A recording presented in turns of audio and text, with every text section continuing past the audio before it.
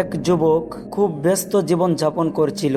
Career, বন্ধু বান্ধব আর নিজের পরিবার সামলে উঠতেই যেন জীবন কেটে যাচ্ছিল। তার বৃদ্ধ বাবা গ্রামের বাড়িতে একাকী থাকেন। মাঝে মাঝে বাবা ফোন করতেন ছেলেকে, বলতেন, বাবা কবে আসবি দেখতে আমাকে? ছেলে বলতো, আসবো বাবা, একটু কাজের চাপ কমুক। এভাবেই মাসের পর মাস কেটে গেল। একদিন হঠাৎ ফোন এলো। গ্রামের প্রতিবেশী জানালেন তার বাবা আর দুনিয়াতে নেই। ছেলে ছুটে গেল গ্রামের বাড়িতে।